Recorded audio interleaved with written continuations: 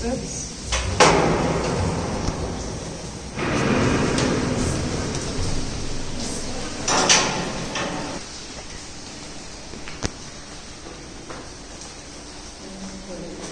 Alright, this way, please.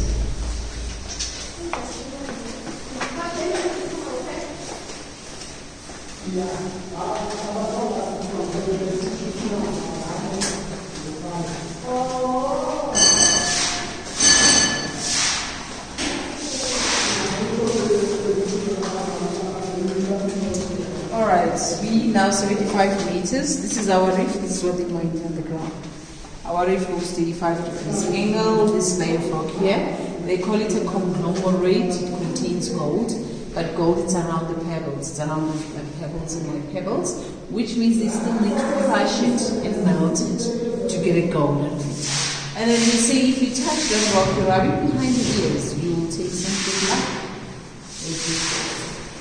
Alright, my name is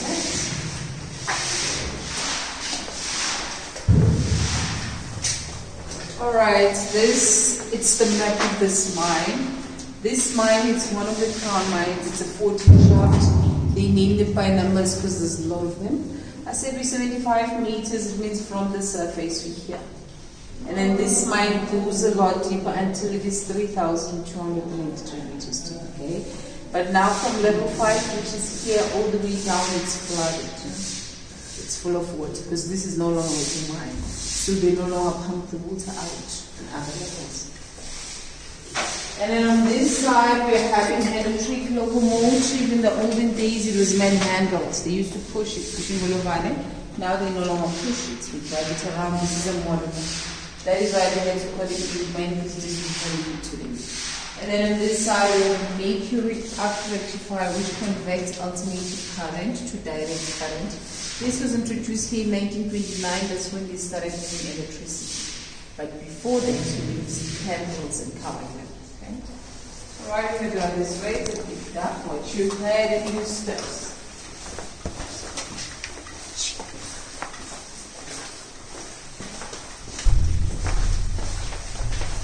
Alright, as we pass through here, you're going to see a lot of these holes. You can come and stand aside. You're going to see there's a lot of these holes there. There's a lot of them. We call them stopes. It's where they took the rock that contains gold out. So the reason we're stopping here is to show you a rock fall. So when they say there's a rock fall underground, they're talking about that. Reasons for rock fall underground is that if it's not properly supported or after blasting, they will have rock falls. So in this mine, they're using this pole to support. They call them eucalyptus pole or blue gum pole. It's very, very strong, very import from Australia. Another method of support is the stills that you see out there. We call them roof bolts or big row bolts. They use them where they can't use poles. Because here they have rails on rails, you can't put a pole. So what they do, they drill a hole into a hanging wall about 90 degrees and then they insert the still. When they insert it up front, it opens like an umbrella to support. Down they tighten it. One of these can carry 10 tons of rocks. And then as you can see, we have them all over. This way.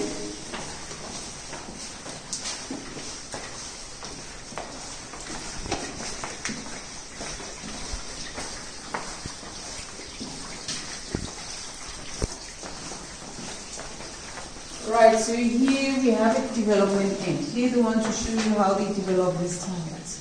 The mine geologist will tell them what the rock that contains gold is. They will show them by these red lines, okay? And then from there, they're going to make those red blocks. On the corners, that's where they will drill holes for dynamite. Using a hammer and a chisel, and it will take them 8 hours, your whole shift. But now it has been modernized. Now they're using that drilling machine. It's a compressive drilling machine with a drilling machine 5 minutes. And then from there, they will insert the dynamites. Then at the end of the shift, all the miners will go up to the surface. One person will be left behind, which is a blaster. A blaster will light the fuses, quickly run up to the surface, and then boom, it will explode and develop these tunnels. But they still need to wait up on the surface, about 4 to 6 hours waiting for the ventilation to remove the toxic nitrous fumes in the dust. Then the next ship will come back and start mining. So that's how they develop these tunnels, okay? So I'm going to drill. The machine is very noisy, okay? So you need to block your ears, okay? Go.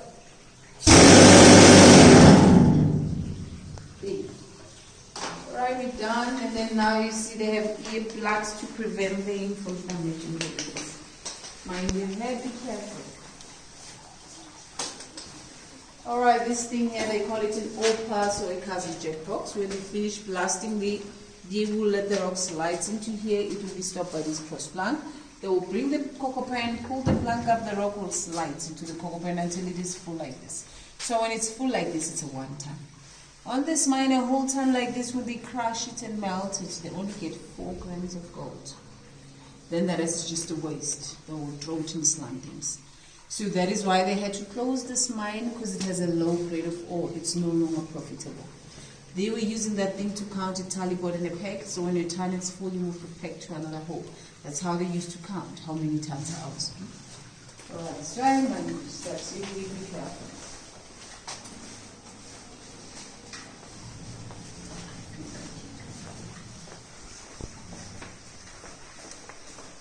Alright, explosives.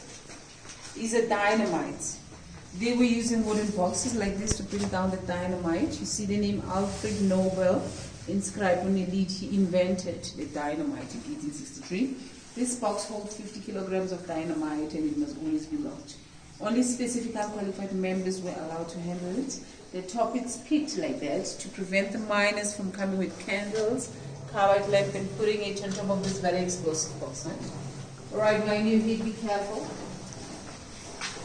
Now they no longer use wooden boxes, now they're using metal boxes for explosives and they must always be locked.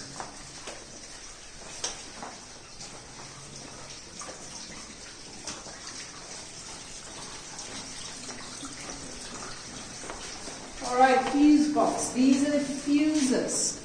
They always separate your dynamites from the fuses unless there's a need to do the blasting. That's when they're going to connect and blast. Alright, this way. And on my left hand side, we have a survey. They're using this to measure the levels of the tunnels when they're mining. Alright, mind your head, the steps.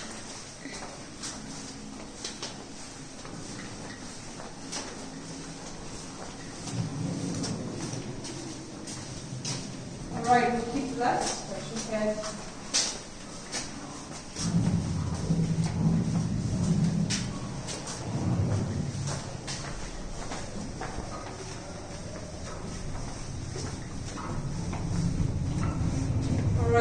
This is a compressed air Cameroon pump, often used where water is accumulated. This pump can pump 30,000 liters of water an hour.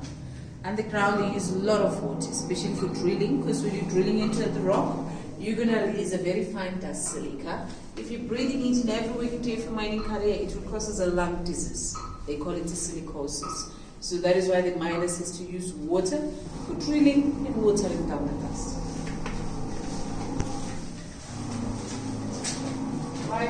Steps.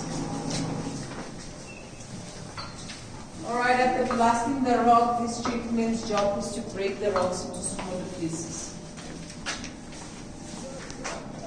And then here we have a miner's box. It's a waiting area. When you're mining underground, you have to have a ticket with your name, your surname, your workplace. You come underground, you take your ticket, you give it to a team leader who's in charge of the section that you'll be mining, and take your ticket to lock it into this miner's box.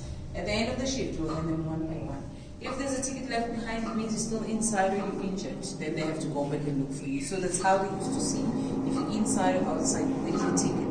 And again, underground is a language that they use. They call it Fanagalo. Fanagalo is a miner's language. It's 3 languages mixed together. It's English, Afrikaans, and Zulu. And then they had a Fanagalo. They use the language to communicate underground. Because other miners, they were not from here, they're from other countries. Right, my few steps.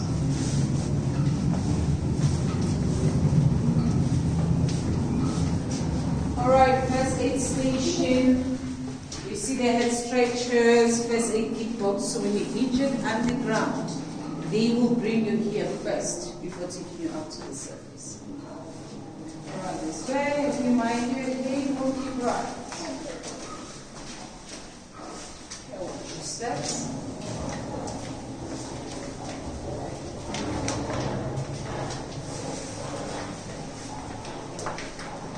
Alright, this is our incline shaft and serves as our second emergency exit. Underground, they must always have 2 exits.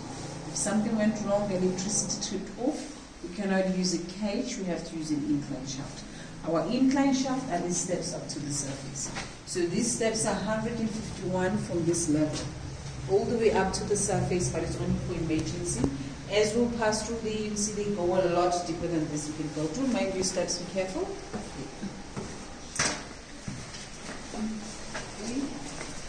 And then you see these metal tracks.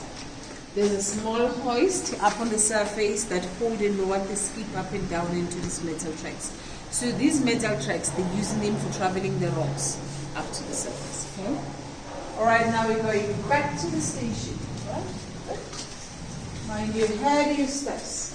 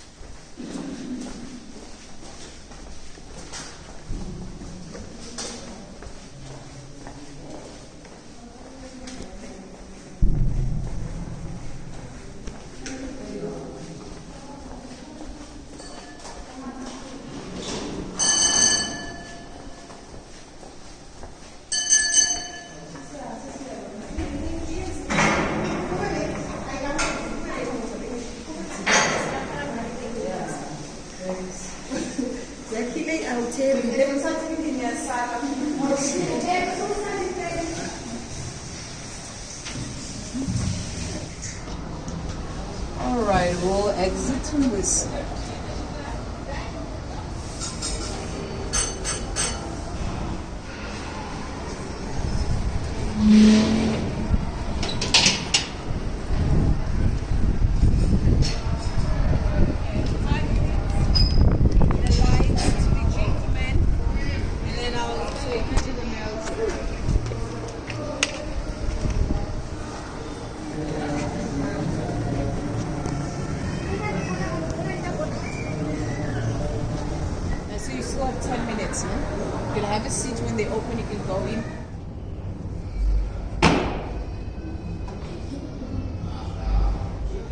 Ladies and gentlemen, I'd like you to close your eyes now and just listen. Listen and imagine. Imagine what it must have been like 100 years ago at 4:30 a.m. on a cold, wintry Highfield morning. Imagine standing and waiting to get into the cage at the top of a mine shaft, waiting to get into the lift that will take you down hundreds of meters into the earth. It is cold up here, but it will be hot down there. The cage is going down, down, down, down. You are on the way to the rock face. The last shift yesterday set the charges, did the blasting. You know, when you get there, you'll find broken rock that exploded late yesterday afternoon. You felt the tremor under your feet as you sucked in the cool air on the surface. That's gold-bearing ore lying there in the store. Ore that needs to be loaded into the cocoa pan, heaved and pushed back along the railway line, back along the crosscut to the main shaft, and sent back up to the surface. You'll be drilling into fresh rock again, drilling more holes for more blasting to get more of the reef. You yawn. It's early. It's always this early. Now you walk along the crosscut, the tunnel that goes sideways from here, away from the vertical shaft. Already you are sweating. It's hot down here. Very hot. The air is thick with the smell of rock, the smell of men, and the smell of burnt dynamite. Here comes the man pushing the cocoa pan. The rock is always being taken away, always on the move, always being sent up to the surface in the skids. You walk carefully, stay clear of the cocoa pan tracks, follow the man in front of you. You see the sweat stain spread on the back of his jacket. Already, he wants to take it off. What bare chest you ought to let the sweat run free. The roof you call the hanging wall is getting closer and closer now. The tunnel is getting smaller. You're nearly at the store where you mine the rock face. The man in front of you turns around, says he's already tired, then laughs. His teeth are white in the shadows. His face is shining with sweat. The drops already pouring down his neck, wetting his collar. You pull your own wet sticky collar away from your neck. Now you are here, at the face. You can't see the whole wall of rock in front of you. There's a pile of broken rock in the way, there at the end, and here at your feet. You've been lashing for these first few hours, digging at the broken rock and loading it into the cocoa pans. Sometimes you look for this gold in the rock, but the rock is black. You can't see the shiny stuff you know is in there. Other men do the dragging, pushing the pans back along the crosscut to the main shaft. They are lucky. One day soon, they will have dudes down here to do the pulling for them. As soon as you have cleared the stone, the men come with the wood, the supports they jam into place to hold up the roof. There's hundreds of meters of solid rock above you here. It needs to stay up there. If it falls, but you must follow this rock now, as it leaves the face behind and goes with the cocoa pan. You watch the lump of ore as it leaves where it has lain for so long, down here in the darkness. There it is, about the size of a soccer ball, lying there in the cocoa pan. There it is falling out of the pan into the skin. There goes the skin, up, and out of sight. You watch from the top now. From the shaft head as the skip arrives. And the men here empty our lump of rock with all the others into their pans. The pans that take the ore to the crushers. The stack mills. The processing has begun. There goes our soccer ball-sized piece of ore. It's being crushed, broken to pieces, smaller and smaller. Now it's getting even smaller, and now it's being ground into powder. It's all mixed together now, just a big pile of powder. Now you can take out the gold. This is a process called cyanidation. You watch as the chemicals separate the gold from all the powder and other contaminants. The powdered ore is being placed in a tank containing a weak solution of cyanide. The cyanide solution is chemically dissolved in the exposed gold particles. Next, you see them add zinc to the tank, causing another chemical reaction. The zinc is taking the gold's place in the cyanide solution. It's setting the gold free. Now you see the filter press filtering the gold. But the gold still looks like black mud. And then you watch as it pours into the furnace. Watch it being smoked. You feel the heat. 1062 degrees Celsius. It's hot. Hot. Hot. The gold is melting. The fluxes take away more impurities. You see the slag being removed, and then we pour raw bullion. That's beautiful stuff, but don't touch it. It's still hot. This crude bullion is now sent to the Rand refinery in Germiston for processing into bars of a minimum of 99.5% gold content and 0.5% silver, which is accepted by the gold dealers throughout the world. Some gold is even refined up to 99.99% content. And further sampling, the refined gold is then cast into bars, weighing about 12.5 kilograms, a process popularly known as the gold pour. Finally, the exact purity of each gold bar is stamped onto it. Virtually all of the gold produced is sold to the South African Reserve Bank and then sold again to international gold markets, the main one being in Zurich. Gold is also used for many beautiful items of jewelry and coinage. But gold has many day-to-day uses as well. Gold does not tarnish or corrode.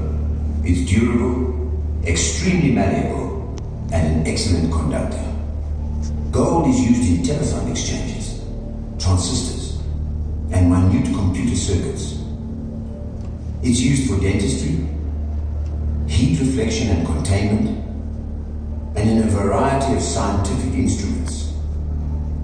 A fine film of gold is even used to reflect heat from a fireman's mask and an astronaut's helmet. It's an extraordinarily useful substance.